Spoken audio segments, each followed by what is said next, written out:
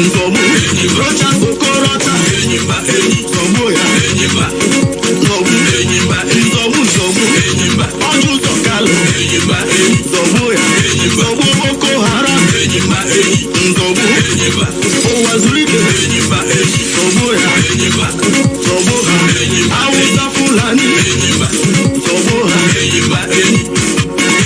Nzobu Nzobu Ole Muna wanem tera Abirego Ifaduna reran Muna wanem tera Wane puta nuzore wane Kanyi tibwa usa Nina maro chuku Tibwa Zoboha Zona Kanyi tibwa usa Nina maro chuku Tibwa Zoboha Zona Anyige tibwa usa Nina maro chuku Dile kwege na chukwa mabweze Anyinga soda halala Weko hokolese And then we know that one with God is with majority. If God be with us, who can be against us? Onye chukwa dema sodazo ewani atu ya Onye chukwu kike kurazo ewani atu ya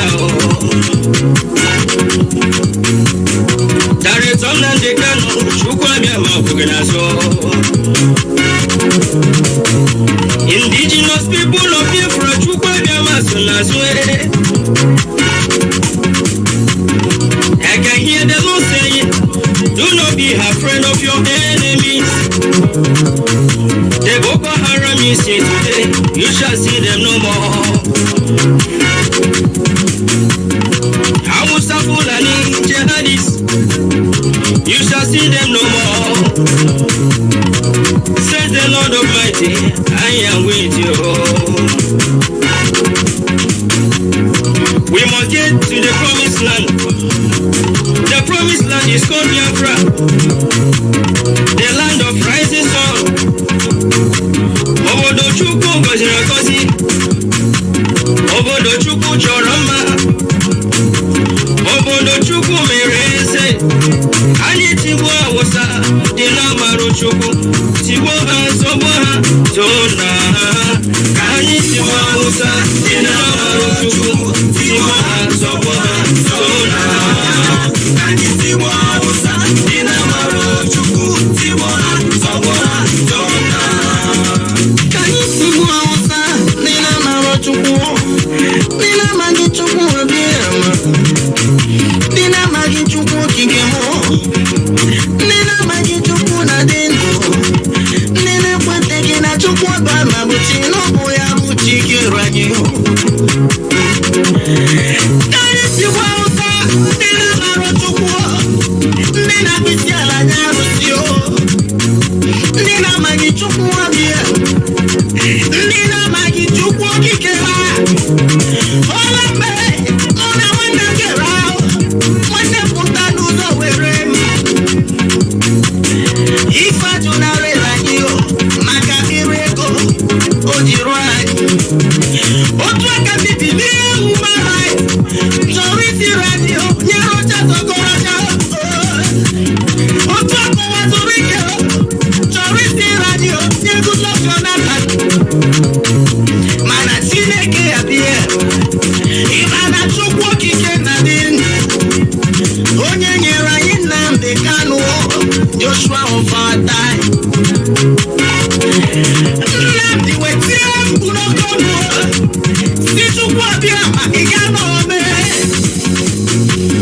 Kamu gimini n'uwehu Kamu buru onye mura mu Ihe bụ ihe Nnamdi bụ Nnamdi Kanu chukwu gozie Nnamdi Kanu chukwu gozie gị Nnamdi Kanu chukwu gozie gị Onye amụma nke anyị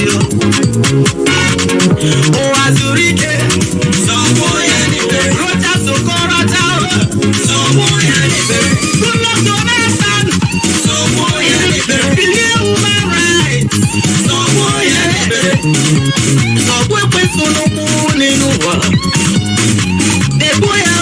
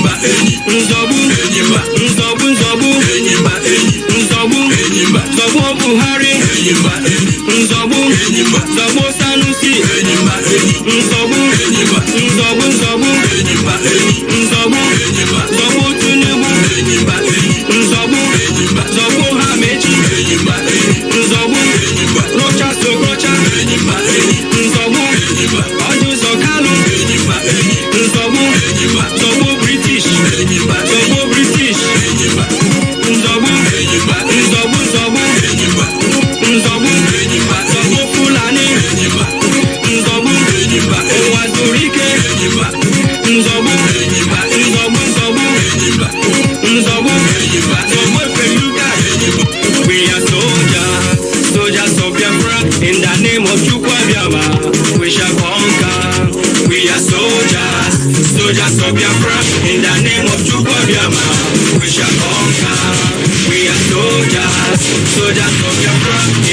of Biafra, we shall conquer. We are soldiers, soldiers of Biafra, in the name of Biafra, we shall conquer. We are soldiers, soldiers of Biafra, in the name of Biafra, we shall conquer. We are soldiers, soldiers of Biafra, in the name of Biafra, we shall conquer. We are soldiers, soldiers of Biafra, in the name of Biafra, we shall conquer. We are soldiers, fighting for freedom, in the name of Biafra, we shall conquer. We are fighting for our motherland, by the grace of Biafra, we shall conquer. We are soldiers, fighting for our rights, in the name of Biafra, we shall conquer. We are soldiers, soldiers of Biafra, in the name of Biafra, we shall conquer. We are soldiers, soldiers of Biafra, in the name of Biafra, we shall conquer. Come to Nanijo, one go on the area. If I want more, or I read to go loco. Uno tabiara bianesia, we walk no go with you. With you. Heroes fight like Biafran soldiers. Wonderful people, great Biafrans, wherever you are, on the face of this very planet, in keeping with our promise to those that have gone before us. If not for any other thing, those of us who happen to domicile in Delta State must understand, appreciate, absorb, and reflect upon what happened to every grown male child in Asaba on this very day, nearly 52 years ago. We must proceed very speedily this evening. As I said before, if you do not have a pen and paper with you, you are doing yourself a great disservice, because this evening, this gospel will be propagated. This very evening, we shall enlighten. This very evening, we shall illuminate. This very evening, we shall bring to the fore that which they have hidden from us. For the truth shall prevail, because our only weapon is truth and steadfastness. If this is your first time of joining us, endeavor to tell those around you to join Radio Biafra this evening by tuning in. Also ensure that you join the nearest IPOB family closest to you, because we are the largest movement, the largest mass movement of its kind anywhere on this very planet, dedicated to the restoration of Biafra. And that is exactly what we are going to do. My name is Nnamdi Kanu. I am the leader of the Indigenous People of Biafra.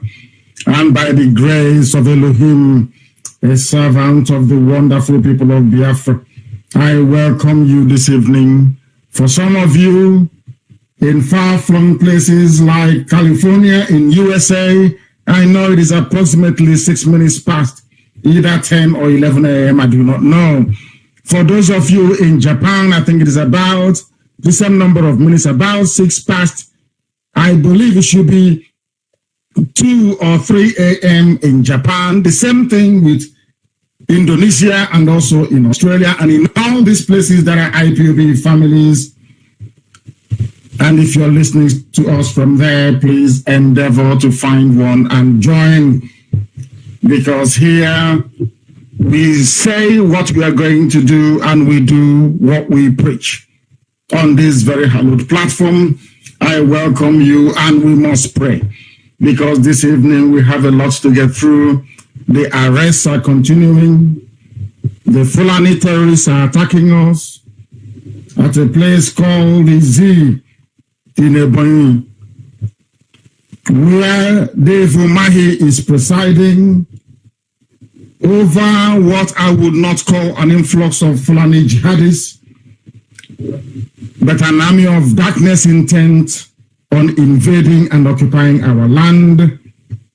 As I'm speaking to you this very evening, there is very serious engagement going on in that part of the world, because they are all struggling to become the next Igbo president of the zoo. And because of that, they have to mortgage our land. Because of that, they have invited their friends to occupy our land, our farms, and our forests.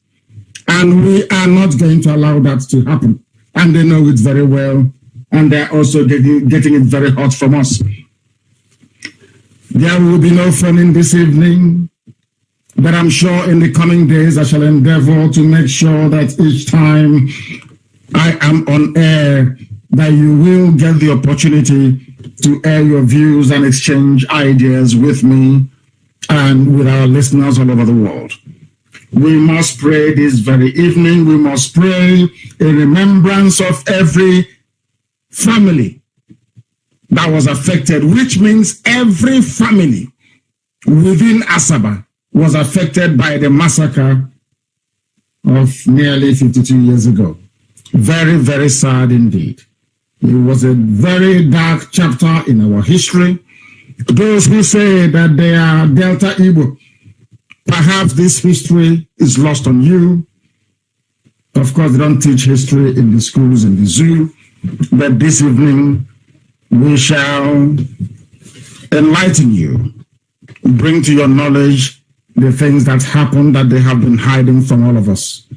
If you are not Biafrans in Delta, why would they line up our men in Asaba and slaughter all of them in broad daylight? The man who carried out the massacre is one Ibrahim Taiwo. Very, very sad indeed. But we must proceed. And for us to do so, we must invite the grace of the Most High to be upon us. We must do that which is right before God Almighty in heaven. Eternal Father, you created us in your own image and likeness, but sin and wickedness has warped the minds of men and throughout the damnable Zoological Republic, Nigeria. These are not the things that you created. You never created Nigeria. Nigeria is a man-made creation. That is why it will come to an end. We beseech thee this evening to give us the strength, the courage, the wisdom, and the fortitude to endure all that we have been through, all that we are passing, likely to encounter in time to come, because we know that freedom is not cheap. We know that freedom never ever comes on a platter. We know it has to be taken. We know it needs to be fought for. And that is everything that we are doing within our powers to ensure that your will is done upon the lives of your children.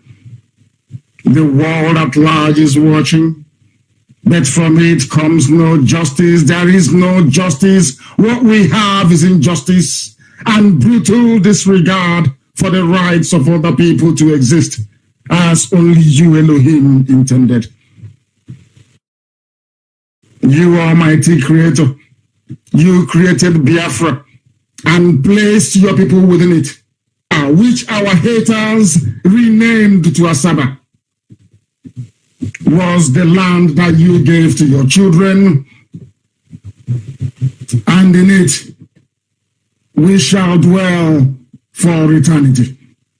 We call upon thee, Heavenly Father, on this very day, for your grace to dwell upon us. for your mercy to abide with us always. Protect all the men and women that live within Asaba on this very day. Those are our mothers that we are left without husbands. Those are our mothers that we are left without any sons. Please, Father, protect them. Those that we are widowed as a result of the wickedness of the Nigerian army against those that you made in your image. Please protect them. Oh Lord, when you are excluded from the hearts of men, we become unconscionable. The inevitable result is that people suffer, and we are suffering. There is so much injustice and corruption taking place in Nigeria today, not only in the lives of individuals, but also in the corridors of power and the council rooms of many states. We pray, Elohim, that you will right all the wrongs that have been done to your children. You will right every wrong in this very world and vindicate those of us who are being treated unjustly. Keep us, Father, from taking matters into our own hands, for vengeance is yours and yours alone. Only thee, O Lord, in your grace and mercy we pray that you will give justice and peace to all those that have been cruelly and unfairly treated by their fellow man. And may injustice and carelessness that we Biafrans have had to endure become the means to draw us ever closer into your saving arms of grace. Grant us, O Elohim, a vision of your Biafra, as your love would have it, a world where the weak are protected and none will go hungry or poor. A world where the riches of your creation are shared and everyone can enjoy them. A world where different cultures and opinions can live in harmony and mutual respect. A world, a Biafra, where peace is built with justice and justice is guided by love. Give us the inspiration and courage to build it. This hallowed land of Biafra, through your grace and the blood shed in Asaba, we pray unto thee now and forevermore. He said, we must proceed, having prayed and committed ourselves into the loving arms of Elohim. This very gospel this evening will be preached. Some may not like it. Some are averse to the truth. But this truth we must preach. As I said earlier, if you have your pen and paper handy, that will be absolutely marvelous, because this is the finest university anywhere on this very earth, insofar as the study, understanding of the brain of a black man is concerned. This is the platform for you to come to. Between the 2nd and October the 7th of 1967, men in Nigerian army uniforms, they became beasts. They became wild animals and committed crimes against God in heaven and humanity at large. More than 5,000 people, conservatively speaking, we are rounded up in Asaba and brutally mowed down by the machine guns supplied by the British government. We have been suffering, or should I say we had been suffering before then. We have continued to suffer up until this very day, because they hate us. Our enemies despise us because we are blessed. They do not want us to survive as a race. They do not want us to live in freedom, in liberty, and in justice. That is why they came after us, and that is why they will continue to come after us. Conservatively speaking, over 5,000 people were slaughtered in Asaba from soldiers of the 2nd Division, led by Murtala Mohammed. But the man who supervised the senseless slaughter of innocent people, the singular act of the greatest genocide ever performed on the continent of Africa, or should I call it the second Holocaust, after that endured by the Jews in Europe. The man responsible for this gruesome and heinous act is a Yoruba man. His name is Ibrahim Taiwo. They lined up our people. Every able-bodied man in Asaba was killed in one single day. That means that our mothers were left without sons, and our wives were made widows. This Ibrahim Taiwo, serving under the command of Murtala Mohammed, became a widow maker and made women childless. This they don't teach you in schools. That is why I feel very sad when I hear people from Ahaba, that is the proper name of Asaba, of course, talk about Biafra in such a condescending manner. I get repulsed by it because they do not understand history. For reasons best known to our enemies, they have decided to keep the truth away from the people of Delta. And that truth is being revealed this evening. The general officer commanding the GOC of the division was Murtala Mohammed. His operational headquarters was at Umunede. Umunede, that is the name. It's an Igbo name with Igbo people in it. Umunede. It was from there that Taiwo went on his killing spree with his men. They entered into Asaba, and the Holocaust commenced in Asaba. If you're from Asaba, of course, that is the proper name, and you say you are not part of Ipob, you're not part of Biafra, may shame befall you and your family for eternity, because you are blind and you know nothing. This man called Ibrahim Taiwo entered into Asaba and the Holocaust began. There's a place called Oweke Square, St. Joseph's Catholic Church. For those that know, these were the places that the massacres took place. Anywhere they go to, they ask the men to come out. That the war had ended. People will come out. They will line up the men and they will kill all of them. The Europeans don't want to talk about it. The Americans will not talk about it. Nobody wants to talk about what we went through as a people. I repeat, in modern history, that was the second most gruesome Holocaust that any group ever had to go through after the Jews. But nobody wants to talk about it. If you guys are about Rwanda and Rohingya,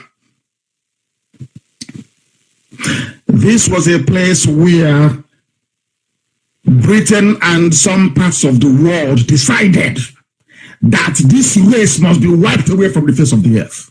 That is why when I hear people talking about Igbo presidency, I feel sorry for them. When they wrote this good, you use it more than once. We have been there before. He was paid with his life. Azikiwe was relegated and disgraced into the office of Governor General and later became a ceremonial president, just drinking tea all over the place. You people never learn. You never learn anything from history. That is why IPOB is here, to remind you of who you are, where you're coming from, and where you're going. Our sight, our destination is freedom. That freedom can be found in Biafra, nowhere else. Not in a zoo, not in a restructured Nigeria, not in a regionalized Nigeria, not in a constitutionally sound Nigeria. No, it is within Biafra and Biafra alone. And that's what we're going to. Some of you may be persuaded by the allure of modern primitive politics in Nigeria.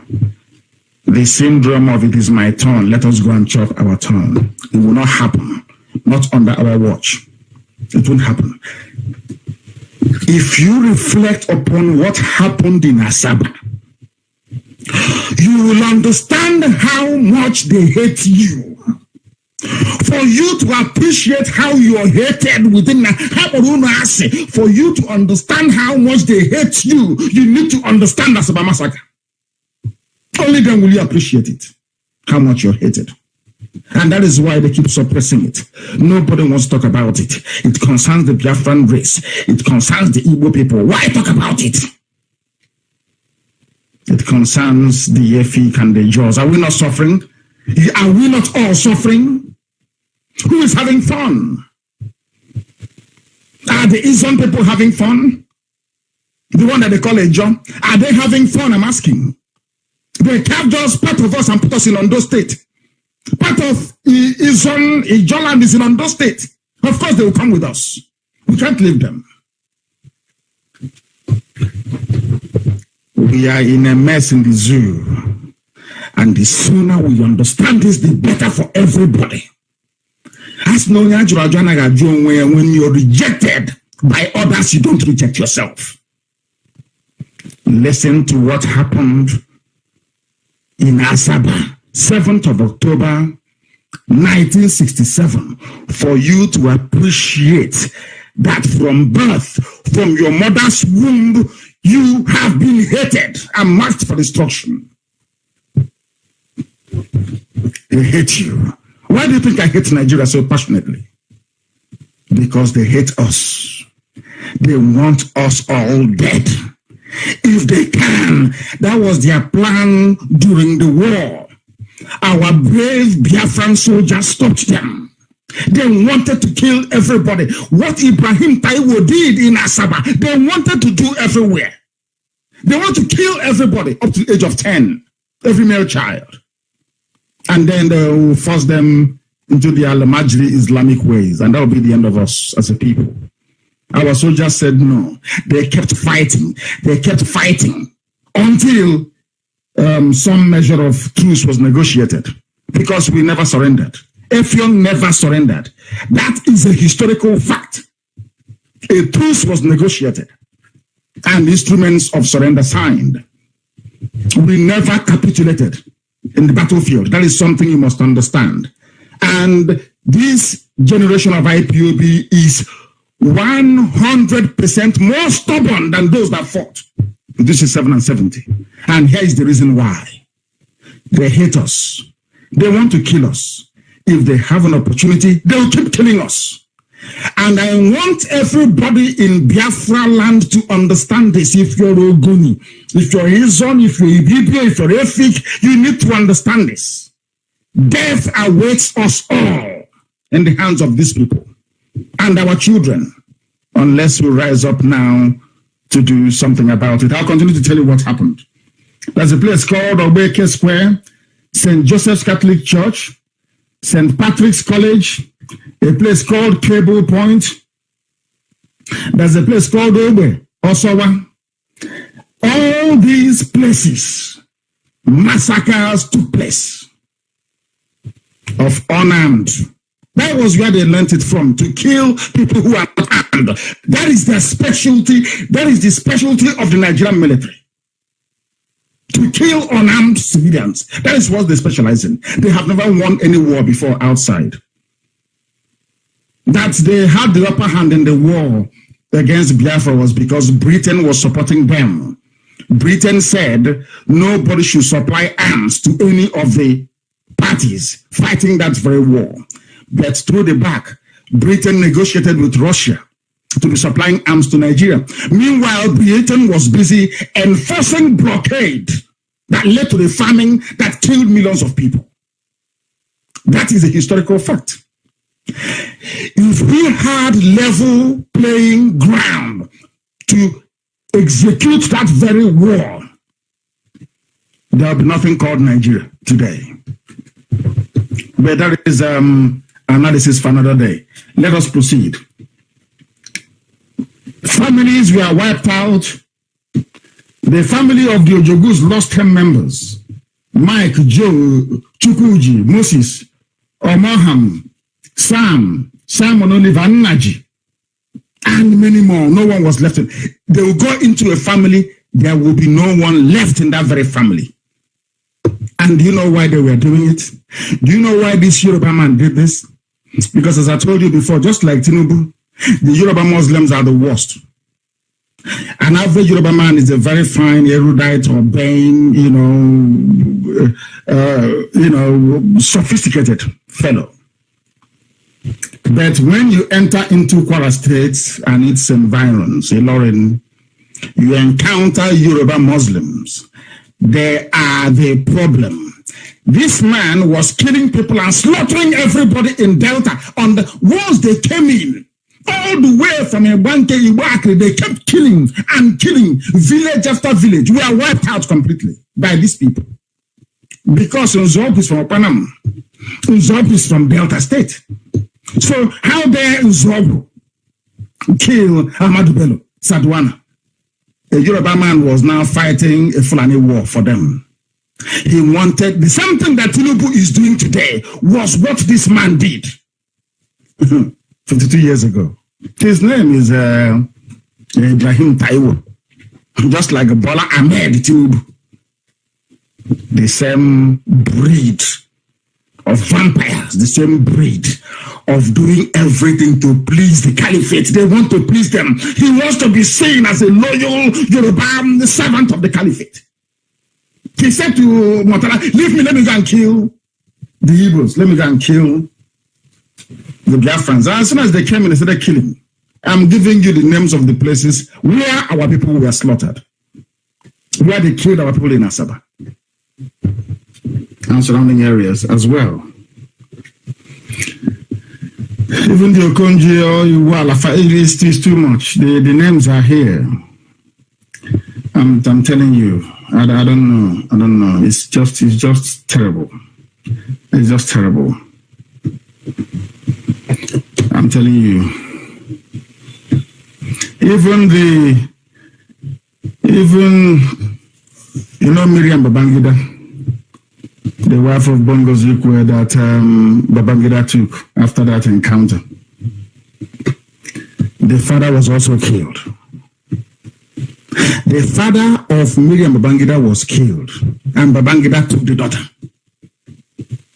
That's how bad it is. The same thing that Omahi and the governors are doing today, giving them the unfettered access into our land. Take whatever you want. All I want is the presidency. Make me vice president. You can come to our land and do anything you like. I don't hate any of them from Adam, but I hate what they are doing to our people and to our land. Our land is sacred. Biafra is not like any other place on this earth. That land is holy. That land is sacred. That is why I say to our people, some of the things that you do, even within Biafra land or outside, you must reflect upon it, because you're a special breed of people. You are so unique. There is no other group like you anywhere on this earth. Understand this very clearly. That is why the ancients say Metumaribe. That's the meaning of it. There are some things that you do, be it within Biafra land or anywhere you're domiciled around the world, you must remember how unique you are as an individual coming from a very special race. That is why they hate us, because they know we are special. No other reason. They know we are blessed. They know that scientists are born, they don't have to go to school. They know that very well. We are the only people capable of doing something that no other group can do in Africa. I said no other group can do it. What we are capable of doing. That is why they hate us. They killed Miriam Babangida's father, and Babangida took Nnamdi, took the daughter. Unbelievable, isn't it? It is crazy. There is one Sydney Asiodu who was in Lagos, well known. He was an athlete and moved to UNN and was studying zoology. He represented Nigeria at the Tokyo 1964 Olympic Games. It's unbelievable. He was also killed. And as you know, as with what Dave Umahi and Obiano, what the governors are doing today, was there then. He had an elder brother, his name is Philip, as you do. He was the permanent secretary at the Federal Ministry of Industries. I want our people to listen very carefully this evening. I want to tell you where the problems are, how you can identify them, and how you can get rid of them. You know, that's what they do. They promise you something or they give you a position. In defense of that very position, even if they're killing your brother, you say, don't kill him. Because if you leave him, he will spoil something for us. Even he went to 1964 Tokyo Olympic Games to represent the zoo called Nigeria. Do you know that they killed him in the Asaba massacre? And his senior brother was the permanent secretary, Federal Ministry of Industries. It is unbelievable, isn't it? There's something they're doing today. In return for your land, basically, in return, if you want to become, they're saying is the turn of the Igbos. So if you want to become the president, they want you to give them our land, as Umahi is doing in Ebonyi. There is a war going on in Ebonyi right now as I speak. And we are meeting them head on, of course. And they know it very well. Right now, as I'm speaking, we are engaging them in Ebonyi as I speak. We are engaging them right now as I speak. Some of you don't know this, and I'm not supposed to say it, but sometimes some of you think that, what are they doing? They're not doing anything. We are protecting you. That Ebonyi has not fallen, that Enugu has not fallen is because of IPOB. As I'm on air this evening speaking and preaching this very divine gospel, we are stopping them in Ebonyi state right now, this very second. IPOB, sacrificing our lives to make sure that the promise that is Biafra is fulfilled in our lifetime. Some people don't understand. There is not something you play out on social media. We are engaging our enemies that have come to take our land from us. And out of frustration, they went and slaughtered some families today in Izi. It is happening right now as I'm live. Ask Umahi, and Umahi will confirm it right now that there is war going on in Ebonyi.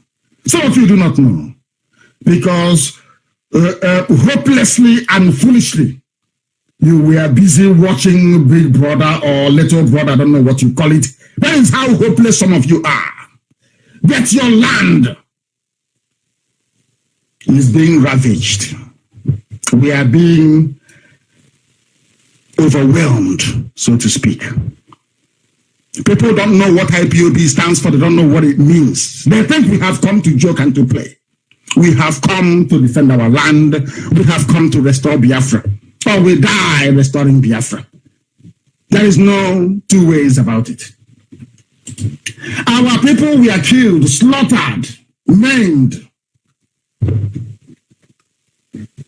in Asaba, and everywhere else around.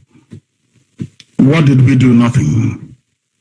Our crime is that Chukwukikabiama blessed us, made us very successful. Everywhere around the zoo called Nigeria, we were successful. It was an Igbo man, Nzogu, who wanted one Nigeria to be a better place that got us into this mess. So when people are talking about presidency, Igbo presidency, just say to them, have you people come again? It was your one Nigeria stupidity, your misplaced nationalism that got us into the mess we are in today. From Azikiwe to Ironsi to Zobo, they put us in this mess we are in today. And they have come again now with their useless presidency. It can never be well with them. It is very, very strange, but that was what happened. A lot of people perished. A lot perished and died in Asaba because that was how our enemies wanted it. Therefore, for those of you who think there is hope for we Biafrans in Nigeria, not minding the Asaba massacre, the newly released list of designated points to install toll gates in Nigeria should serve to remind you, in fact, all of us, that this Biafra restoration being piloted by IPOB is the only way out of the misery and bondage that the zoo Nigeria has become for us. It's a death trap for us. I watched the footage of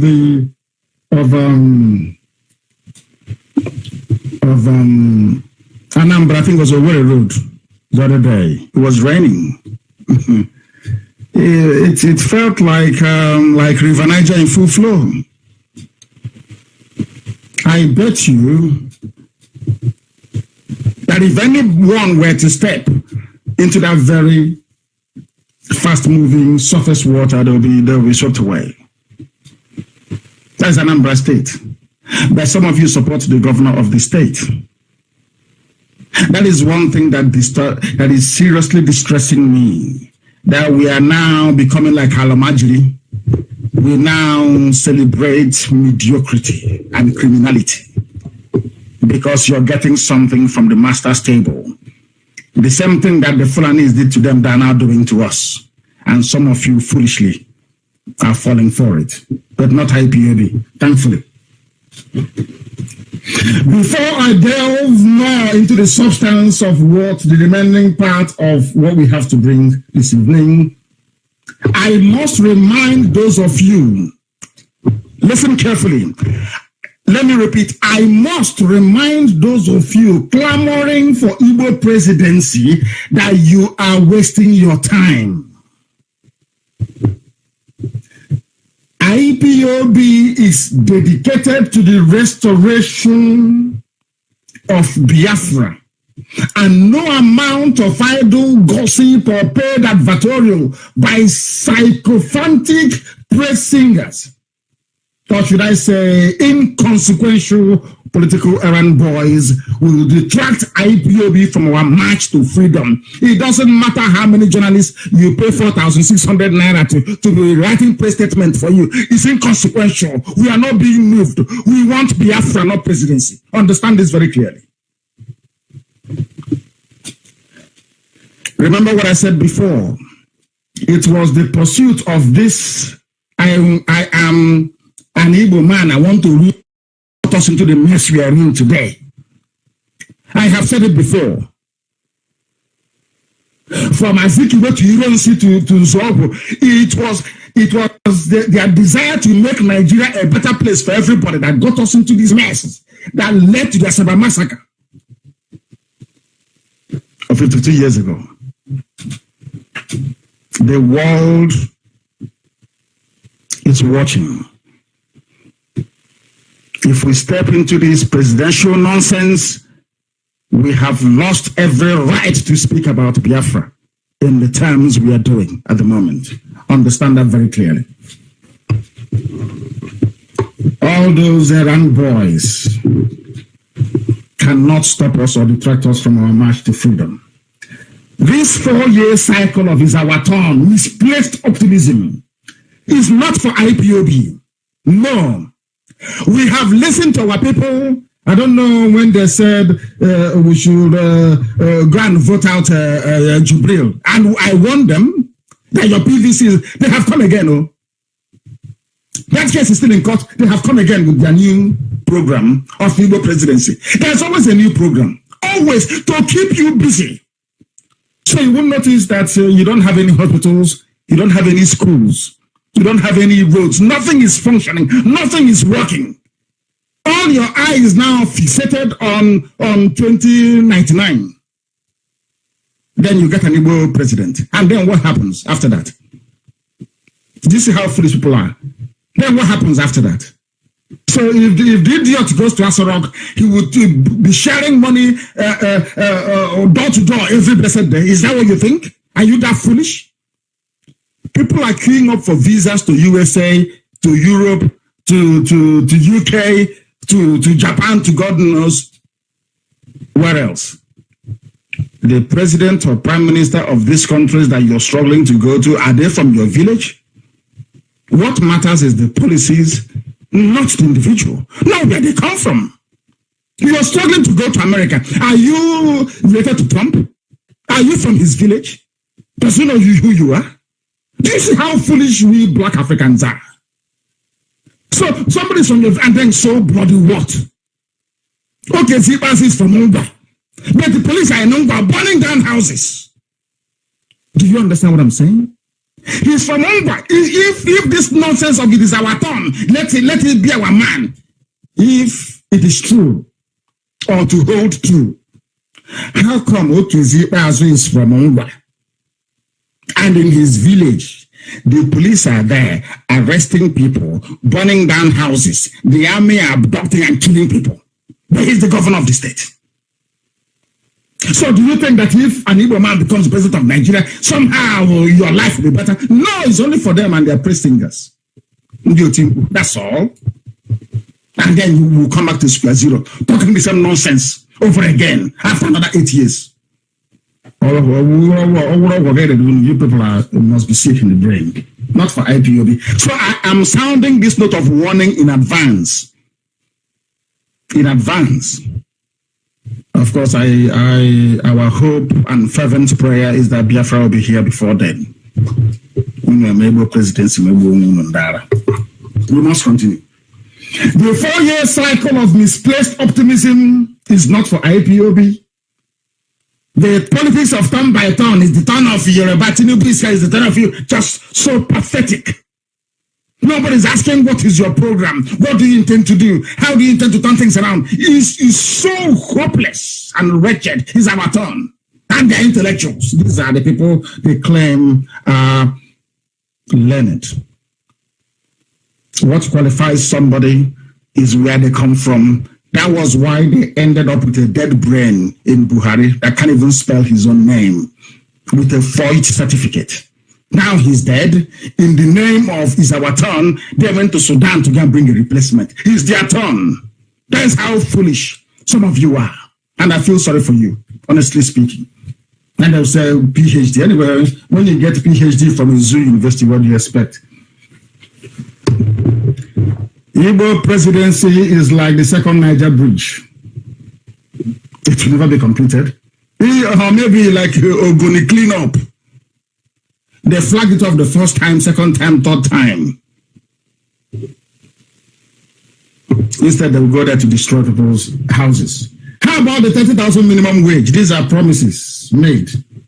Or we will return you back to 86 naira per liter petrol pump price. What happened? None of these things will ever happen. Igbo presidency is a dream. It's what you tell a woman around 8, 9:30 in the evening. By 5, you change. 5, 6 in the morning, you start saying something completely different. That's how it is. It's to seduce you. So you stop supporting IPOB, you stop supporting Biafra, you start thinking about the contracts you will get when an Igbo man from your village or from your town is there. Because they know that you will always reason like a very foolish African man or woman, as the case may be. These These are preview schemes. Second Niger Bridge, we're going to clean up. Igbo presidency, minimum wage, Enugu Expressway. We will do this, we will do that. Airport in what's the place? Obviously, we build an airport in Agulade. Airport in Lebanon. With Chinese investors, they will build a new city in Agulade. Whereas the one in Asaba cannot, Boeing 747 cannot land there. They said it's too small. There's no drainage. Everything is not working. Well, it's not working, but they plan to. Have you forgotten that Stella Odua promised us that she will build, what's it called, an aircraft maintenance hangar somewhere in Obaro? And I asked her, without an airport? So that does it mean when the aircraft lands in Asaba, then we'll go and tow it or push it to across the river to come and so you can service it in Obaro? These are useless schemes. It's something as saying that the youths of today are the leaders of tomorrow. You know, it will never happen. Not in the zoo. These are inconsequential schemes, trivial, cooked up and designed to keep you gullible people in the zoo engaged and busy with your self-delusions. You're just insane. Insane. They're saying all these things so that when Tinubu comes, Tinubu will say, who has made the biggest noise in Igbo land? They will find them, they will give them maybe 200,000 naira. And you won't hear from them again. They are no longer articulating. It's now about Igbo presidents. They have no honor nor dignity. No honor and no dignity. The one they went for before has failed. Completely and totally. See how foolish they are? You don't know if they're voting an Igbo, they allow you to bring your so-called Igbo president. After 2 years, they will take permission from Britain and do a coup. Is the man in Egypt not a former military man? Is the man now leading Egypt not a former military man? You claim you're an Igbo man, they will kill you and they will kill your family and the military will take over. Britain will say, go ahead, we'll support you. What will you do? You say rest in peace and we leave it for God. People, you cannot reason beyond your nose. Because of the 2x2 you have in Lagos or in Abuja. That's all. You want to mortgage the future of an entire nation. Those championing this nonsense about one zoo, one Nigeria Igbo presidency garbage, and saying it is the turn of the Southeast, have cleverly forgotten, as they usually do, that not long ago, our own brother, Goodluck Ebele Azikiwe, that's his name, Ebele Azikiwe Jonathan, he was a Biafran, or I'm sure he's still a Biafran. He was the president of this Lugardian contraption called Nigeria. Can anybody tell me one visible landmark of one notable achievement attributable to Goodluck Jonathan whilst he was in office? Did he succeed in alleviating the economic, social, or political plight of our people? Let me even say, for the benefit of argument, of Niger Delta. Are they still not begging for amnesty 60,000 naira every month? Are they still not begging to be pipeline security guards? He was there for 6 years. And then what happened? Even people like the Naljuk that did something in Cross River. Where is that achievement today? All gone to waste. People don't reason in that zone. They never ever reason. Always looking for the most expedient way out of every mess that they find themselves in. I like Goodluck Jonathan. I even like the wife more, Patience, because she's very vocal and a very strong-spirited woman. Can anybody point to one achievement of Jonathan in office? He was their turn. So they say, he's a Biafran. What was his achievement? Ordinary Igwocha, which he awarded, was not, they ate the money. Under Jonathan, second Niger bridge was not built, and you expect a Fulani man to build it for you. Unbelievable. Nothing happened. Niger bridge was not built under Jonathan. Enugu-Iguacha expressway was not built. No new industries, no decent public housing, not even common water, drinking water to pipe it to people's homes. Impossible for them to do. I grade Jonathan's presidency as a total failure, the same way that I rate Dr. Azikiwe's presidency was a failure, the same way that I rate Aguirre's presidency or head of stateship as a complete and utter disaster for our people. The same way that I rate Nzogu's intervention in politics, because he was a soldier, he shouldn't have come into politics at all, as an utter and one almighty catastrophic disaster for our people. Catastrophe, it was.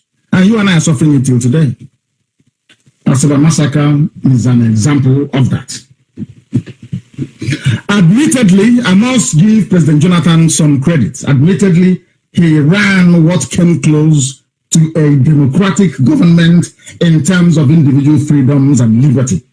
But developmentally, the way development impacts on people, on the masses, his administration, like many before it, we are found wanting. Forget all that, we are the fastest growing economy and all that rubbish. I don't believe in that. If it doesn't impact on the people, no good roads, no good schools, no good hospitals, nothing, and you're saying you're growing, that doesn't make any sense to me at all. Before Jonathan, you have forgotten also those who claiming is our turn. There was a man called Olusegun Obasanjo.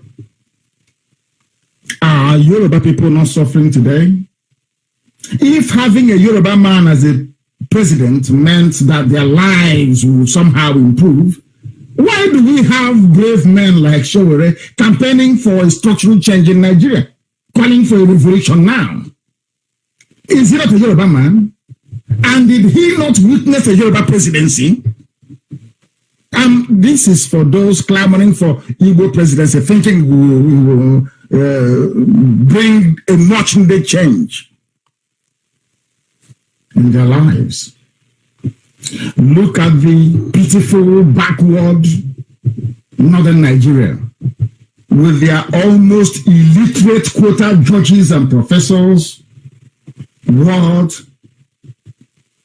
has become of their lives today?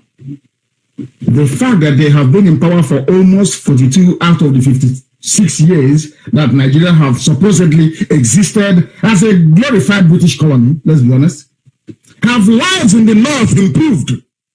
Let us even go to Daura, where the dead Buhari comes from, and where now the Sudanese Jubril goes to visit once in a while. Have you been to Daura? Are they sharing money in Daura? Are they happy with this buffoon that is there, the Sudanese, governing in the name of their brother, Buhari? The answer is no. So all this nonsense about Igbo presidency, it makes me sick. Very sick. Is to correct the equity. These are the idiots running to America, running to Europe to go and buy houses where things are happening. So why don't you say, oh, I won't have any house in America, I'll have no house in Europe? Because the person, their prime minister or their president is not from my village. It's not our turn. In Daura, you have more people in Daura than in the whole of Anambra put together. You don't know that? In fact, of course, we have no poor people. We are hardworking people. I'm very sorry to have made a comparison anyway, because there are no basis for comparison. We work very hard because we are blessed. We don't go about on the street begging people for handouts to survive, as they do. They do by the Allah. Do we do that nonsense? We don't, because we are hardworking, because we are blessed. Everybody has something they are doing. Everybody, I say. You have something you're doing. So having a president from Daura have not suddenly transformed their fortunes and have all become millionaires overnight. No, it doesn't work that way. So let's stop this nonsense about Igbo president and talk about our freedom, which is Biafra, which is the only thing that should matter to us anyway. Assuming that we are serious about improving our plight in the zoo called Nigeria. Those in the north, are they not being ravaged? Because the type of diseases you have in the north, I've never seen it anywhere else before. Chronic poverty, alamajiri everywhere, banditry, lawlessness, and corruption. Don't they have all these issues in the north more than any other part of the zoo? Where do they have IDP camps? Is it not in the north? Are they not the president? Are they not the chief of army staff, chief of secretary to the state, chief of staff to the president, air force chief, every security arm? Are they not the ones in charge? But they are on the streets begging for food. Stop all this nonsense about it's our turn. It's the turn of our people. Why don't we do it? That is for lazy people. Lazy people. People have been brainwashed into believing that having the presidency will somehow make your life better. That is nonsense. There are more Fulani people in IDP camps than when Jonathan, who is not a Fulani man, was in power. There are more people now in IDP camps than when Jonathan was there. But supposedly, of course, Jubilee is there on behalf of the Fulani man. Are their lives any better? The answer is no. That is why we must reason. That is the essence of this broadcast this evening, so that we can at least be able to reason. We were told this lie before that things will get better when it gets to the town of your village. But what we get is the exact opposite. We will not allow ourselves to be deceived with the promise of presidency in return for surrendering our land to Miet Yala and other Fulani terrorists, as is happening in Ipob tonight. What we need is a revolution. And that, listen carefully, please, before I get quoted out of context. I use the word revolution. Our revolution is freedom for Biafra. Relentless pursuit of our freedom. People talk about Igbo presidency as if it will solve any of our problems. Is it not the same politicians that pocketed the money that was meant to for the reconstruction of the Enugu Water Expressway that will be in charge? Is it not the same people? Is it not the same politicians you have now that Enugu and Eken Road is not passable? Is it not the same crop of people? Are you going to get somebody from the moon to come and be the Igbo president? It's from the same group of criminals. The same group of criminals, the same. They launder their image, they pay journalists and they write nonsense, the best governor, the this and that. And you all know you're deceiving yourselves. That is why when you go back home, you are still faced with the same problems that you had. That mosquito will still be waiting for you to come back. So it can give you malaria. The mosquito won't go away. You don't know? Because even if you kill it by spraying insecticide, there are many more, breeding in the nearest filthy, stagnant water. They will come in the evening. Who told you that you get rid of mosquitoes by using insecticide? Of course not. You live in a clean environment if you want it to go. That's the only remedy. Or else new ones will come in, more aggressive ones will come in the evening. It's pure common sense. But I'm sure it's in some short supply in Africa. But we're here, we give it to you in abundance. It is a lie that presidency will improve you. We will not allow ourselves to be deceived. They are taking our land. They go to Obiano, they say to Obiano, you know what, we've been looking around, it's the turn of the Igbos. You stand a very good chance. Meanwhile, include Miet Yala in your government, and he will include them. And they're there. And he opened his mouth and said, Miet Yala is in my government. The same promise they make to the state governor. Therefore, you're good to us. It's your turn. You say, but what do you want? Is give us his Z. We'll take it, and then you'll be the president. And they go to Abia and they tell that bumbling buffoon, you'll be the president. So when we go to your village and we're burning down people's houses and destroying their businesses and arresting everybody, don't say anything. And you'll be clapping and jumping up and down. Oh, it's my turn. Oh, yes, we have, especially abundantly in the politicians, destructive selfishness. As long as they're okay with their families, the rest of it can go to hell. They don't give a damn. There's some of you stupidly, as I must commend our coordinator in Texas that confronted those fools planning to invite Obiano to come to America. Leleni, all their years in America, they've learned nothing. Is to invite a criminal so they can steal money belonging to the masses to bring to America so all of you can drink Hennessy and share it. Incredible. Incredible. What we need is a revolution, and ours is freedom.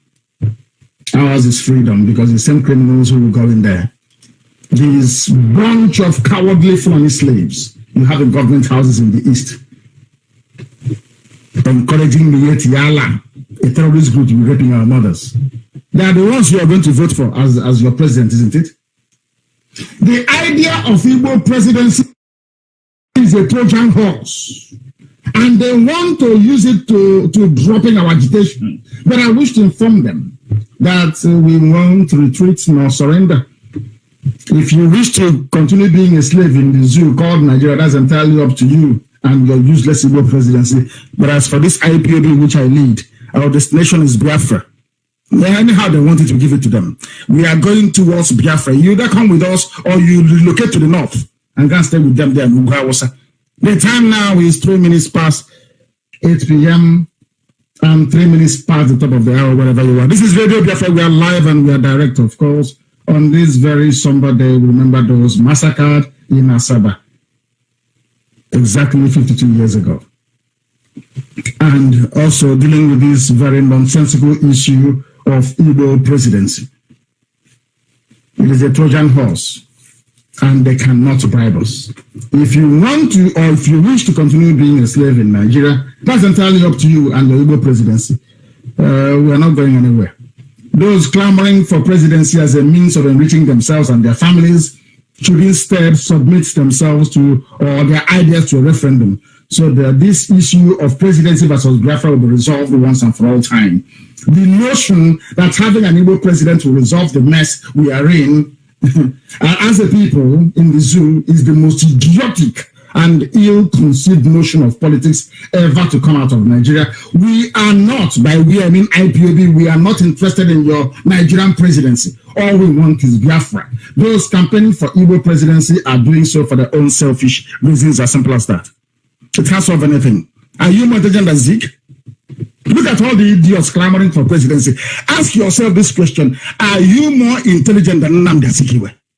If Nnamdi could not change Nigeria or make the Alamajiris in the north to be able to reason like human beings, who are you to convince them? Who are you?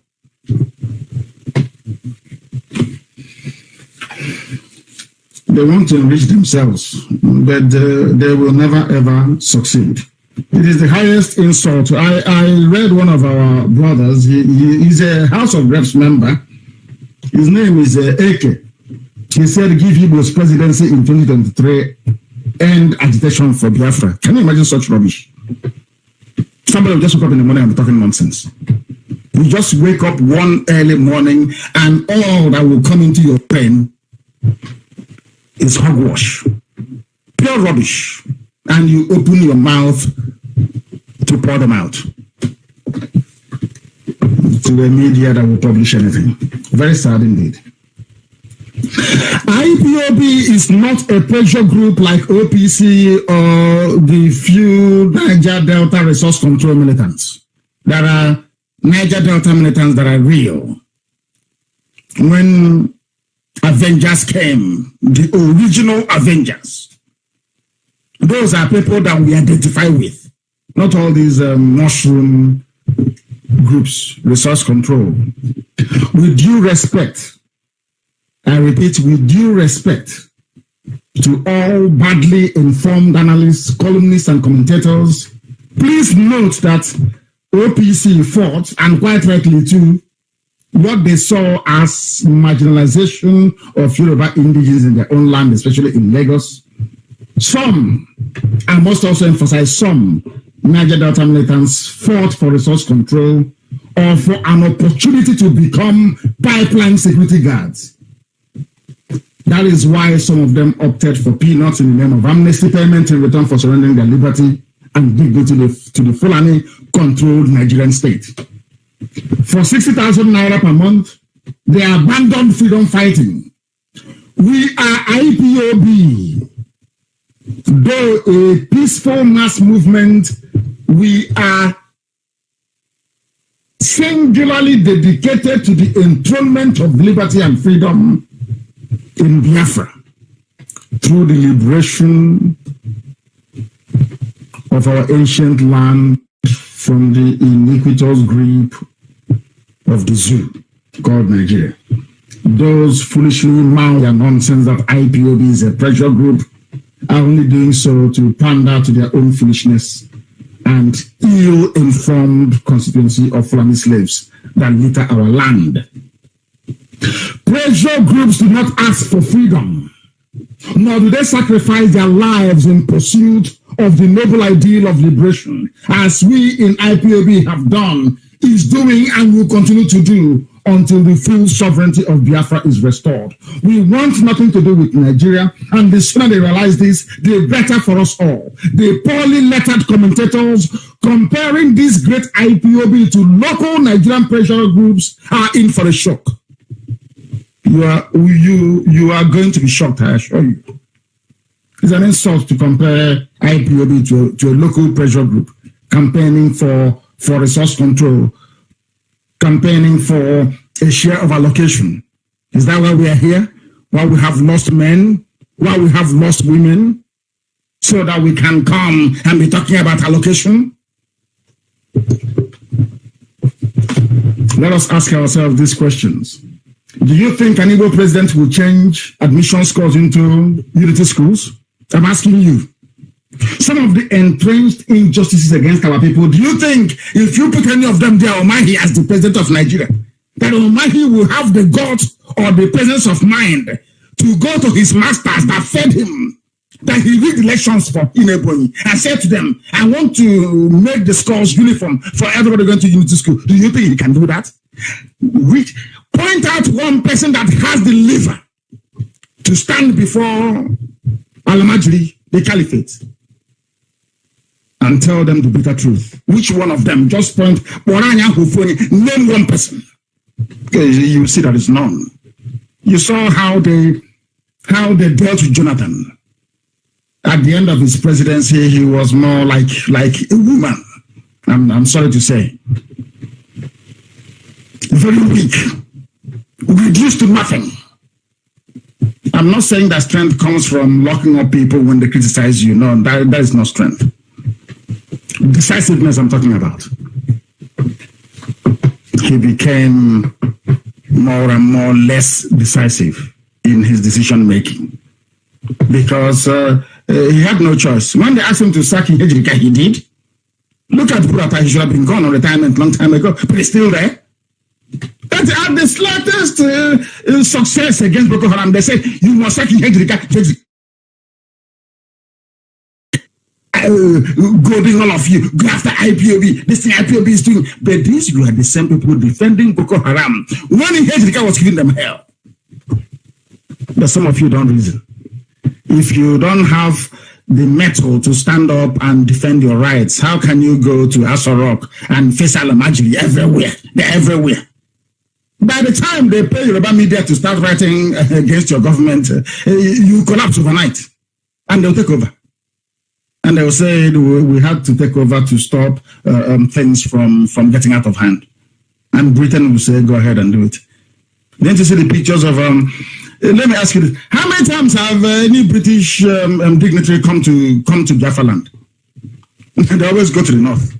All of them go to the north. Do you know why? They have an understanding with them. Because they are the house niggers. They are the house niggers.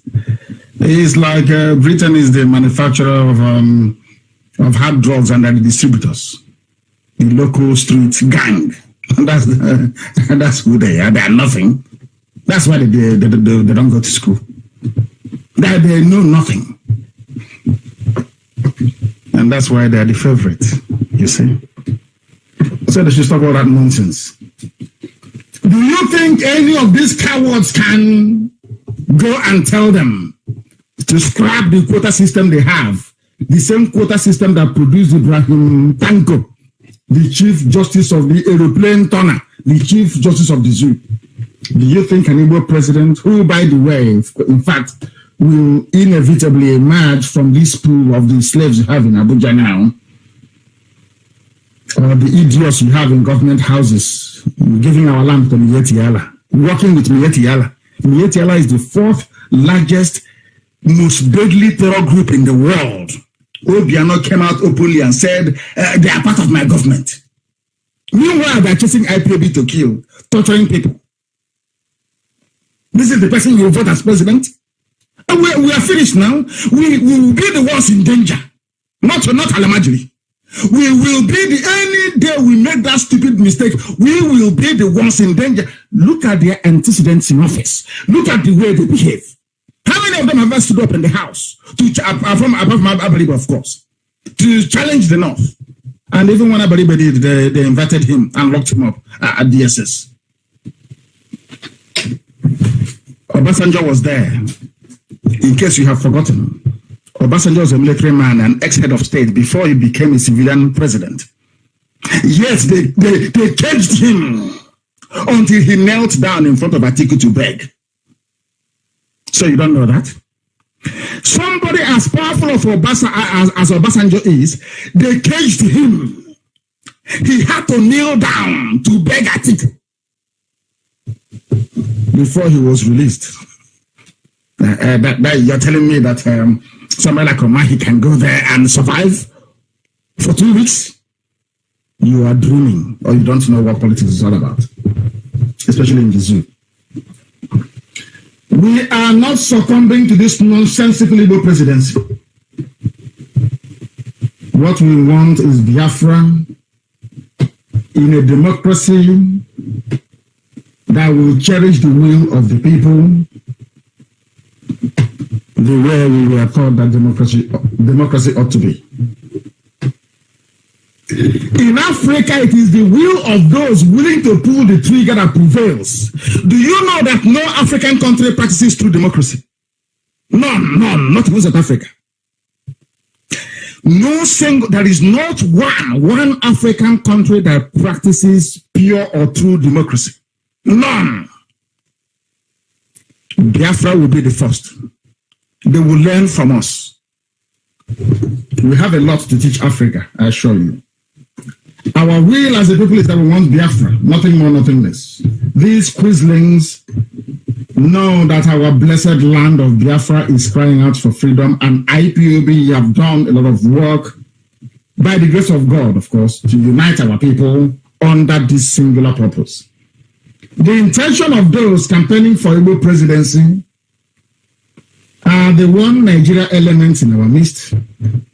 They abhor freedom. They wish to remain slaves to their illiterate Fulani masters forever. They can go to the north to serve their masters, that is their business, but not in Biafra land. Go to the north and do your rankaded and worship them over there. That's entirely your business. There comes a time when any grown man or woman will say that enough is enough. What we continue to experience with this government of Jubril al-Sudani, who is ruling, of course, in the name of the dead Muhammadu Buhari, is the worst forms of oppression, aided and abetted by Igbo governors and those wretched sycophants seeking Igbo presidency. The same APC today that labeled the mutual introduction of toll gates a few years back as criminal are themselves today embarking on criminality. Remember the toll gate. This is to remind those of you clamoring for Igbo presidency. And I'm sorry I've had to dwell on this evening. I need to put this very matter to bed. A few years ago, they said, no, toll gate is criminality. Today, they've brought it in because they're criminals. You will never find your advocates of Igbo presidency condemn such dastardly proposal because they are busy telling you that Igbo presidency is all that matters. The same nonsense they fed us before the last Article Jubilee election. They have come again. No more articulates. That one is gone. The new one now, the new mantra is Igbo presidency. Let us look at the proposed toll gate for Nigeria, for the zoo. Surprise, surprise. Of course I'm not. The Southeast leads with 56 toll gates. 56.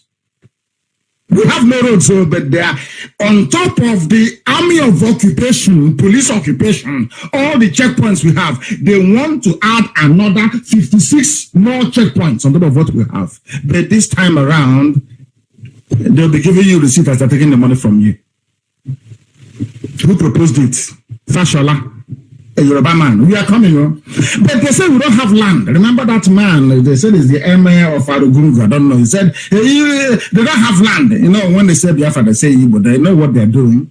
They want to play their usual divide and rule. But when we remind them that Igbo is in Benue, Igbo is in Delta, Igbo is in Cross River, Igbo is in Akwa Ibom, Igbo is in Rivers, Igbo is in Kogi, you see them, they shrink. They say we have no land.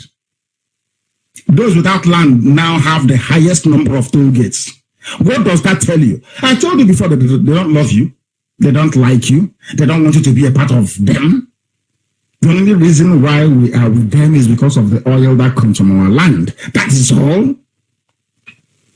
And now that the Anama needs the grass in our land as well. So they are coming. But they have land or we don't. But they are coming to take the land of those who don't have. Can you believe such nonsense? 56 toll gates for Southeast. 21 toll gates for South-South, making it in total in Biafra land 77. This is the full unsanctioned toll gate. What are the toll gates for? You may ask. They are official extortion points, which means that on top of the over 300 police, army, and navy checkpoints in Biafra land, they intend to add another 77. This is a region where there is virtually no federal presence, no road, decent, adequate road infrastructure. But they are here allocating the highest number of extortion points on dilapidated, abandoned roads. This is how one Nigeria works. But those campaigning for Igbo presidency will not tell you about this. Second language, no money to complete it, but they are coming to collect money from us on toll gates. Can you believe that? You know, the whole thing sounds so bizarre. Sometimes if you put all these things down, write it down in a book, people reading outside will think it's fiction, it's not possible. Such a thing cannot happen, but it's happening in the zoo. That tells you all you need to know about them. This is one Nigeria. No money to complete second Niger bridge. But they have found money to build 77 kiosks where they'll be collecting money from us. Now let us look at other areas and see. Fashola, who is proposing it, he from his own side, Yoruba land, they will only get 22 toll gates. We have 77, they get 22. And how about those who rule Nigeria that say they have land, they have everything? North Central is only 14. They say they are more in population, though. They have more population than us. In the Northeast, that keeps producing one mediocre president after mediocre president. Only 9, but we have 77. And the Northwest, only 12. We have 77. What does that tell you about the zoo? Tomorrow you'll be saying you are part of one Nigeria without shame. These are the deplorable and pitiful conditions we are caged in within Nigeria as slaves. The most distressing and shameful part of this episode is that the Fulani Caliphate, through their Abba Kyari, you know Abba Kyari is the official president, for those who don't know. Abba Kyari, he was the one that recruited Jubril. He's the one that runs the zoo. He does all those answers Jubril. You find Jubril reading during press and briefing. It's Abba Kyari that makes sure that he does it right. Abba Kyari is actually the official president, or should I say unofficial president of the zoo. He is the leader of the cabal that runs the disastrous administration in the name of the dead Buhari. They can no longer pretend nor hide their hatred for Biafrans. They hate us with a passion, and if you are in any doubt, visit your nearest checkpoint, go to the nearest army barracks, go to the law courts, and see how people who can barely read nor write the Fulanis are lording it over us on a daily basis. I'm asking Biafrans, if they don't hate us, why would we get 77 targets when they have 9 and 12? This is the regime that some demented, Igbo, Efik, Uzon, Ibibio, Idoma, people come out to praise. Hey, APC is doing well, oh. They are killing your people. But because all you think about is yourself and your family. Unlike us that is thinking about the well-being of everybody, including your mad selves. All you think about is your family. If I only had my family to think about, by now I'd be a multi-billionaire. But we are fighting for the well-being of everybody. But some of you are busy fighting for your own stomach. And that of what you will leave for your family when you're long gone. Let us also look at their so-called security response from the army. The various operations going on around the zoo. Boko Haram is busy ravaging them in their God-forsaken arid Sahel. Whereas the Vandals are busy scavenging in the east in the guise of Operation Python Dance 4. They had Operation Python Dance 1 only this January. Now they have 2 operations in a year.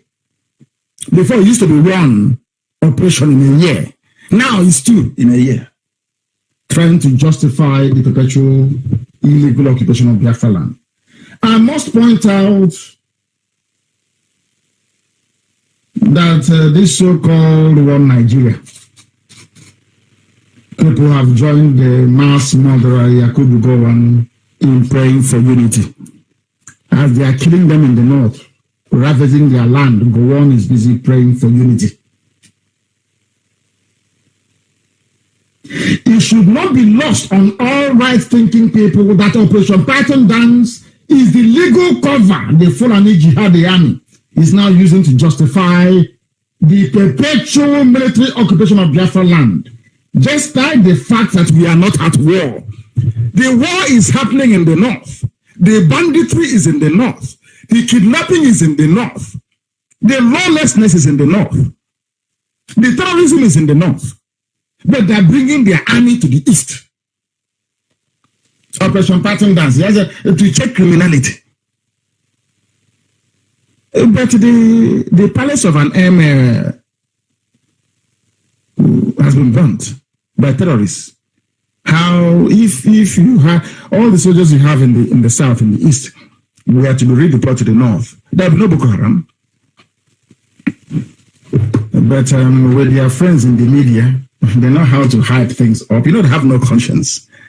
There is lawlessness and criminality everywhere, and they come. But you know that Elohim, Chukwukikabiyama, that we serve, is very faithful. The more they're running around like headless chicken in the east, Boko Haram is gaining ground in the north. So they'll have no homes to go back to. Those who launched the so-called Operation Python Dance 4 to aid the advance of Fulani, that is what they're doing. The only reason why you have this is to aid Fulani advance their militia. the Yetiala terrorists, to help them to advance into our land and take it over. Because once we confront them, they go and call them from their bars. They'll come and defend them. Some of you don't know that that's what has been happening. When I read some comments on social media, I laugh. Ignorance is a disease, honestly. Some of you don't know what IPOB is doing. Without IPOB, you would have been gone. By now, you'll be singing Babi Allah somewhere. You'll be gone. Then we'll continue to do our work because that's what Chukwu Kikabiama asked us to do. I want to ask Buratai the following questions. It's very, very important. What was the outcome of Operation Python Dance 1, 2, 3? What was the outcome? What lessons did you learn?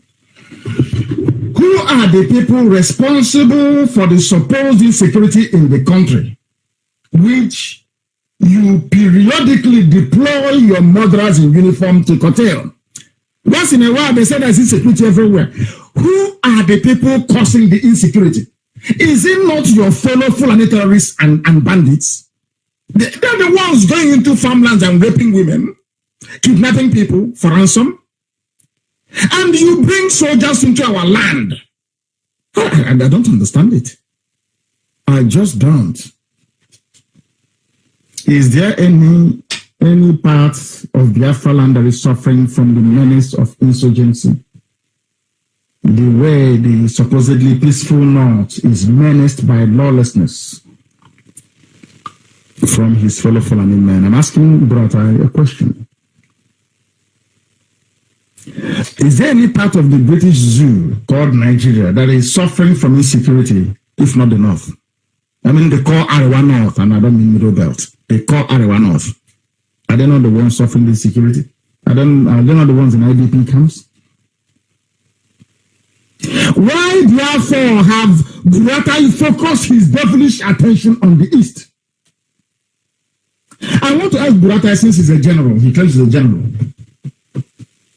No doubt another certificate forging, cannot read, cannot spell, cannot write general from the North, because it's all quota. They have a quota. I want to ask him if he knows the duties of a soldier in peacetime. Is the army of a country supposedly primed to fend off external aggression or to fight perceived enemies? What is their job? What is the job of the army? Is it to fight external aggressors or to fight people from within? Or to fight people within? What is the job of the army in any country of the world? You know, when Buratai says we are doing this to check security, people laugh because you're Africans, you don't reason very well. You are in a democracy. The army is there. The reason why an army exists, the reason why Britain brought a standing army to the zoo is so they can have fertile ground to take people when they have wars elsewhere. After independence, the essence of an army is to defend Nigeria against anybody seeking to attack Nigeria from outside. That is the meaning of an army. To defend against external aggression. Then you deploy army on the streets all the time to intimidate because they don't understand what democracy is. So Fulani man don't know what democracy is. They are feudalists. They have feudal lords. They do rank a day. They have an emir. They go and lie on the floor in front of him, begging him for Furadinunu to drink. That's their nature. That is their life. We are not like that. We are Republicans. All men and women, I hasten to add, are born equal before God and before the laws of the land. Not so in the North.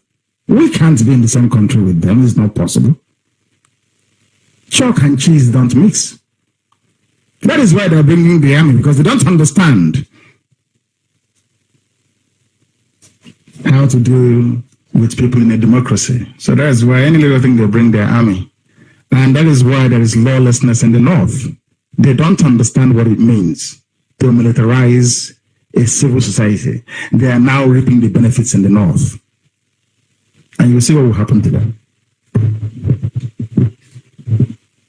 Why is the army being used to kill innocent civilians? Why?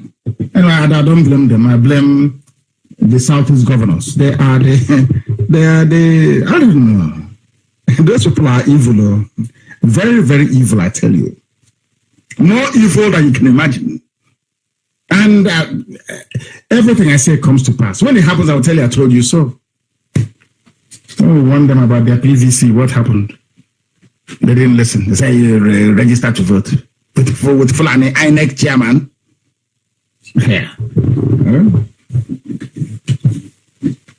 And well, finally, I want to ask Buratai, since the bulk of the Nigerian army is in the south, arresting unarmed innocent civilians and helping Mietiala to consolidate their territorial gains, what are those defending the north? Who are they defending the north? Who is fighting Boko Haram? If all the army is in the south, who is fighting Boko Haram in the north? Because if you were in the north, the MS palace wouldn't have been burnt down. I'm sure you know that. I'm also sure that some of us have come across the headline, Boko Haram insurgents attack the community, set MS palace ablaze. It's everywhere. Every year, anti-insurgency, move the general house to Borno, do this and do that. Boko Haram have continued to wreak havoc. They buy them cars, they put them in the army, they give them everything they want. They're still fighting. But IPOB, we've not carried any arms, we've not killed anyone. Your own governors are conniving with them. Kill them, burn their houses. I can't begin to understand this. I don't understand it. And one day, okay, Mazi will pay. And the day he pays, some of you you go to social media and you'll be writing nonsense as usual. And we say we told it will happen.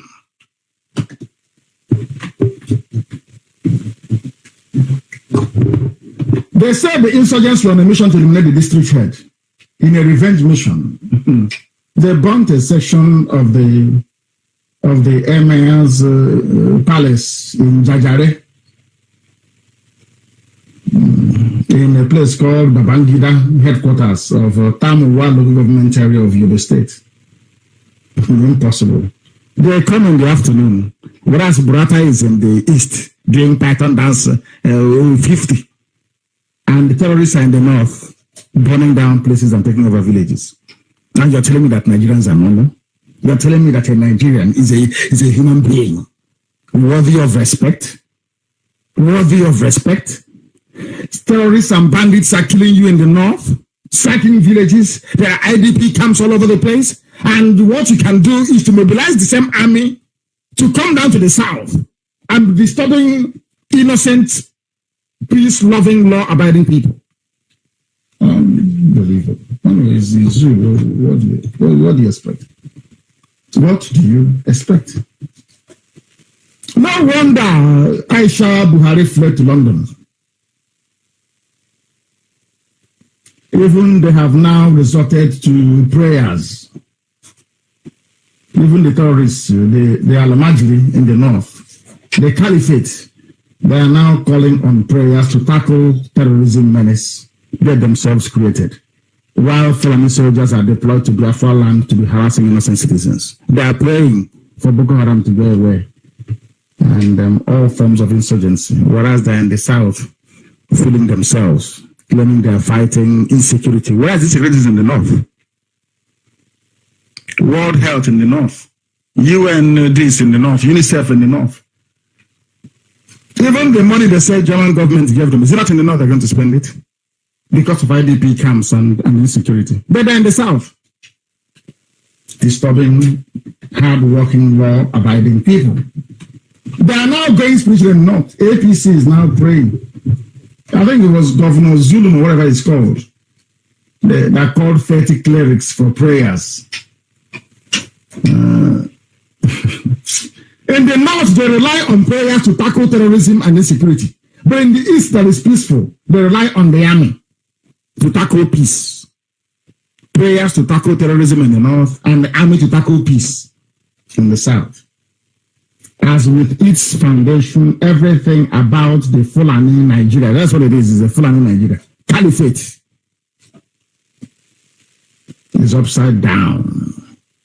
While we blame the all-conquering but educationally challenged Fulani Caliphate, of course, with the help of the British, for occupying our land, the bulk of the blame lies with Eastern governors, Dave Umahi and his group, and those that support them. You that support them is the problem, not even Dave Umahi. It is the idiots that support them. The greedy, selfish fools that support them. They are the problem. Of course, they're only a handful. They're in the minority. The minority. Their politics of servitude and acquiescence is what landed us in this desperate situation where Fulani soldiers, instead of remaining in the core north to deal with their banditry, insurgency, and terrorism, they have instead allowed themselves to be used to be tormenting our lives in Biafra land. Those supporting these governors must also partake in the blame as well. Some of you, it's Nigeria. People don't remember anything anymore. Some have forgotten that even Obasanjo a while back reminded Jibril Buhari that his government is empowering Boko Haram. He said it. Go and Google it. The problem with so-called Nigerians is that they don't reason. I keep saying every broadcaster say it. Nigerians, when someone says I'm a Nigerian, I know you're Lord and animal. You can't reason very well. You can't. Because if you can reason very well, you cannot say you're a Nigerian. They have all forgotten that Fashoranti, the Afenifere leader, the daughter was killed in Yoruba land. Everyone has forgotten. It's all in the past. The rigged election that Atiku won and Jubril Abakari rigged, everybody you've all forgotten about it. Instead, it's 2027 or 2028 in the era. Even in the Middle Belt, they have forgotten. I read somebody, is it Lekwood, somebody from Middle Belt, is saying some nonsense about Biafra and Igbo presidency. He has forgotten. Maybe he has a house in Ashokolo, in Abuja. Every other person can die and burn to ashes. He doesn't really care. He has gotten his own share of the cake. He says Lekwood. He's in Abuja talking rubbish. These are the people that Fulani groomed to serve their purpose in the Middle Belt. I'm warning him not to meddle into Biafra affairs, just to stay where you are and serve your Fulani masters if that's your portion in life. And stay away from Biafra. We are not interested in any stupid Nigerian presidency. We are not interested. Not one bit. We are not interested. You are from the Middle Belt. You've forgotten how your land was lost to Mietiala terrorists, following headsmen, killing you, renaming your villages, raping your wives and your children. And all you can do is to talk about Biafra. People are seriously condemned, I'm telling you. The humiliation you suffered at the hands of Mietiala should keep you occupied. All of you. Was it not a while back that Danjuma said you must all now defend yourself and you're coming to dabble into Biafra? He said his name is Lekwood. I don't know who he is. I was talking about Biafra and presidency. I will suggest seriously, because there are some people that I respect talking about Igbo and their presidency. I will seriously suggest that they confine it, let them to the sea and go and do whatever they like with it. As for us, our destination is Biafra. No one is going to stop that from happening. These people have no morals and no honor. They have no dignity. They don't know what it means anyway. It's an English language, so they won't even understand the meaning of it. Thank heavens we are fighting for an ideal nation in Biafra and not the zoo. They have closed the border. They will not speak. The border have been closed down. Closure in Nigeria is continuation of economic strangulation of Biafrans. That's what they do. We have no seaports, we have no airports, we have no roads. But they're going to build 77 toll gates. Don't forget that. And even the borders, they are closing it. I asked you to bring your pen and your paper this evening. So that's a bit of work to do, because some people don't quite understand what is happening in Africa. We are in serious mess. You know, when I say it, people say, oh, the way he says it turns me off. Because you don't actually understand what written law is. What it's all about. You don't know what written law is. We'll get to that later. And how written law, ECOWAS. You see this border close, the ECOWAS treaty itself. It's just like saying you're moving goods and services across the borders of European countries. Who searches you? Don't you see all those big lorries, those of you that live in Europe, traveling, crisscrossing one country to another? Who stops them? Nobody. Let's continue. It's very important you understand this. The border closure is to suffer Biafrans, nothing more, nothing less. And I want Amakeko to post the video of people actually smuggling rice in the north and the pictures. Let the world understand that there are people smuggling. The northern borders are open, but the southern borders are shut. That is Nigeria for you. And the customs of, should I say, the Supremo, the Comptroller General, whatever rubbish they call him, is actually a Fulani man, he's in the south. Overseeing border closures in the south, but in the north, the borders are open. And people are telling me that they are normal in Nigeria. This is okay. Oh, dear me. It did not start today and it will not end unless we get our Biafra. That's the only savior. To provide some semblance of context in this very matter, I would like Biafrans to please refer to ECOWAS treaty ratification. Go to Google it, just type it in Google, ECOWAS treaty, and read. And see if it is compatible with the border closures that they have. When it is time for litigation, you will not see all these useless lawyers in Nigeria litigate. When if it is gossip, they start yapping rubbish. The closure of the boundaries is illegal. It goes contrary to the provisions of ECOWAS, a treaty that they all signed in Abuja. Oh dear me. They allow me to come here every day, teaching me, lecturing them for nothing.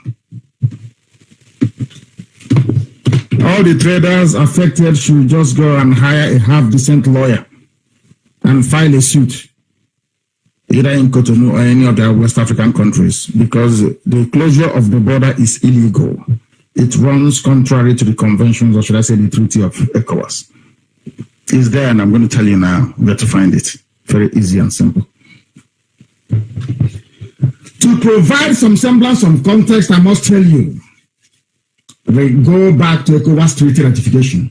You see, the problem of disobedience to the rule of law is endemic across Black Africa. I don't know what's wrong with Africans. They don't know how to obey the laws that they're actually using them themselves. Nobody forces them to make the laws. They make it and they break it.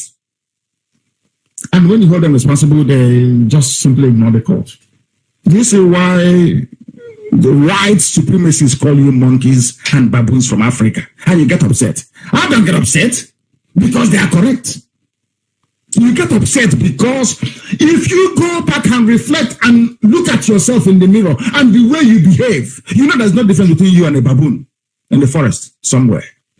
You made laws, you wrote treaty. Oh, because there is EU, you have all these trading blocks, you know, Africans. You know, just like the way they changed their competition to Champions League, because there's Champions League in Europe. So CAF now needs to have their own Champions League as well. Anything you see, you copy without following the discipline that underpins that very thing that you're seeking to copy. You saw EU and you copied your own ECOWAS, free movement of goods and services. And you are deporting people from Ghana. When the treaty says there should be no deportation, it's very clear. People can settle wherever they like across West Africa. Is in the treaty. Hi. Blacks. Let's continue. I want everybody to please Google ECOWAS revised treaty. I'll give you some minutes. Google it. ECOWAS revised, REVISED, revised treaty. You will find it online. Quickly go to page 5. Please, Amaka, copy this very page and put it up on my wall. If you may, please. Go to page 5 of ECOWAS revised treaty. It's called Article 3, the aims and objectives of ECOWAS. They want to recreate an economic union and free travel zone as you have with the EU. You know, we black Africans now, anything we see, we copy. Like a suit, anything we see from abroad, we borrow, we copy. But we don't know how to maintain it. Very sad indeed. What does Article 3, subsection 2E say in ECOWAS Treaty? I'll read it for you.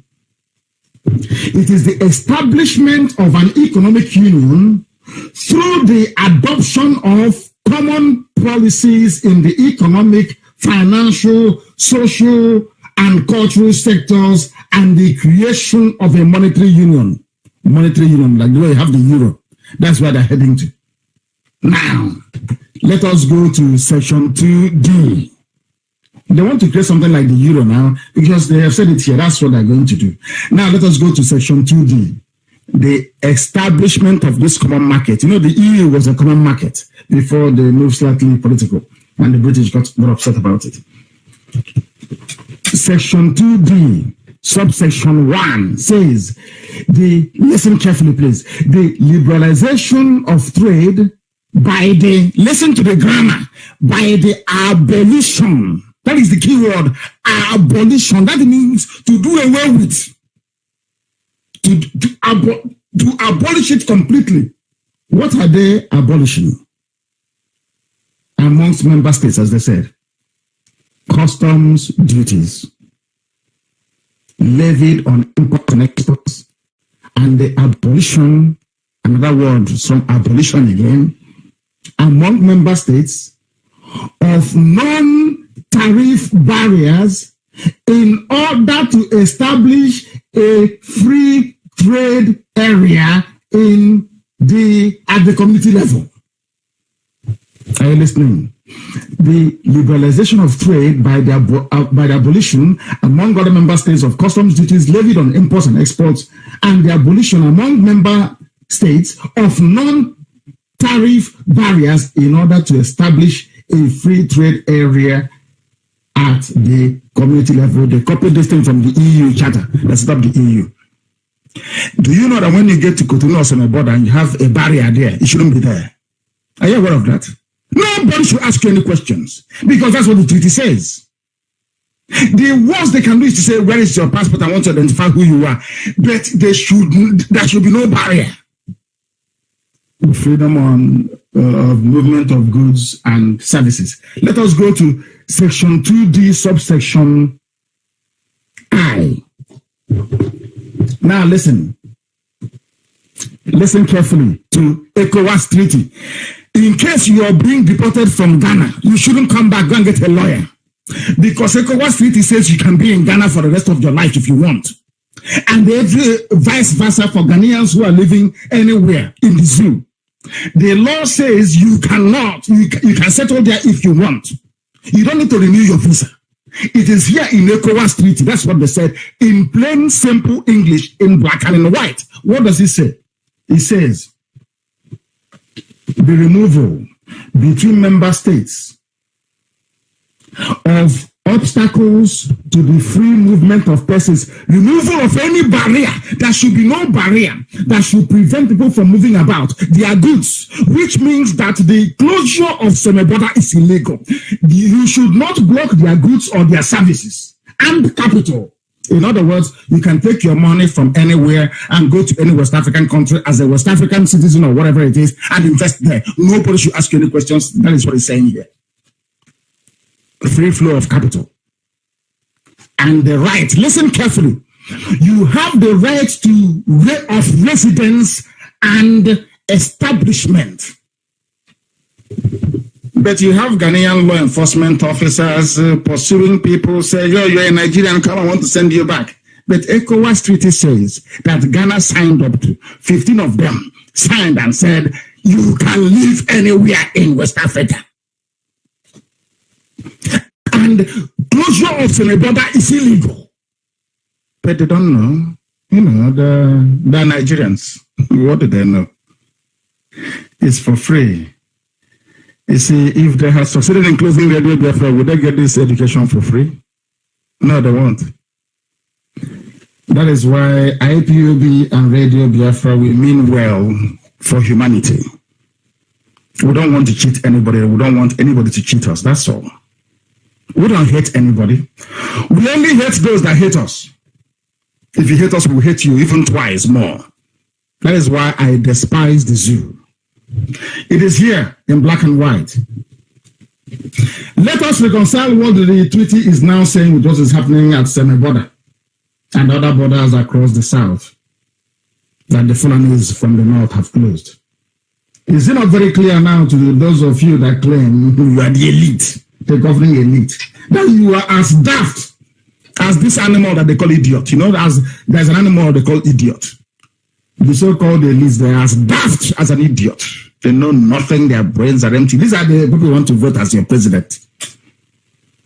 Then I'm here. Tons. From left to right, all of them.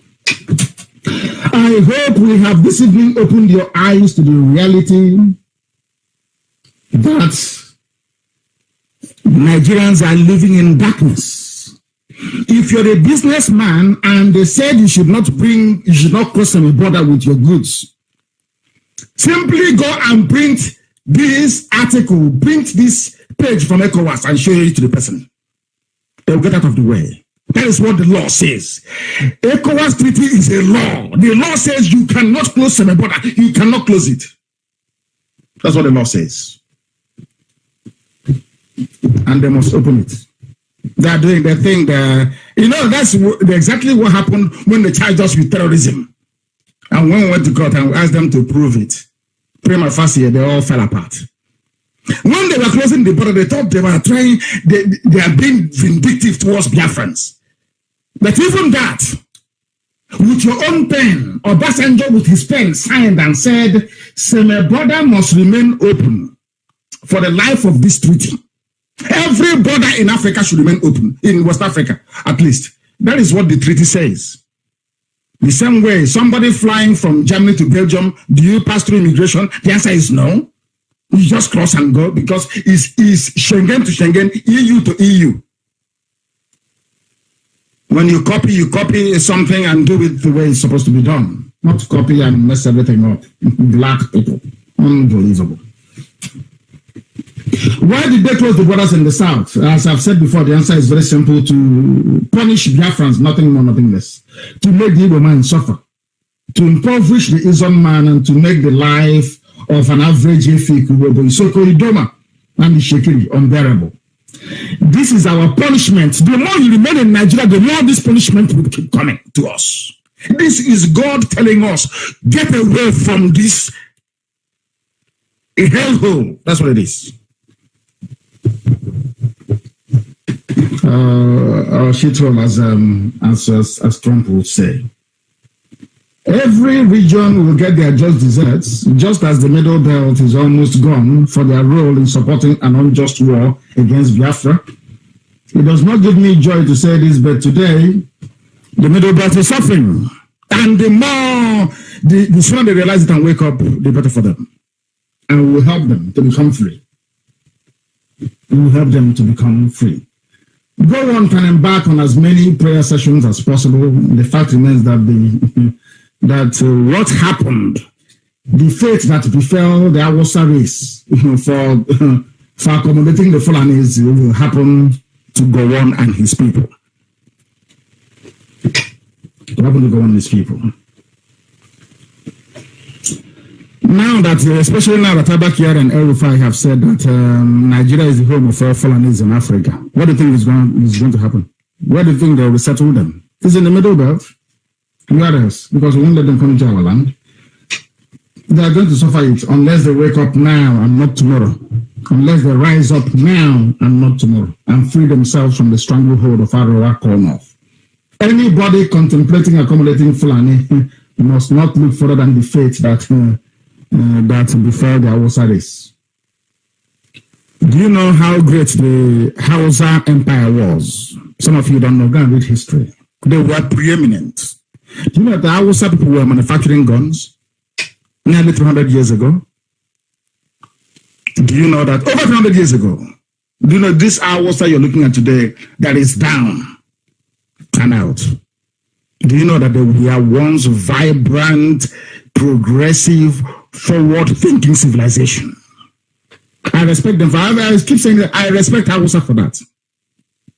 I respect them. They made the mistake of allowing the Fulanis in. And once the Fulani changed their land, Hausa land go bare, present day Sokoto, and they named the Sokoto, it was the end for them. That was their end. Gobe is now Sokoto. It's over for them. Where was Hausa land before?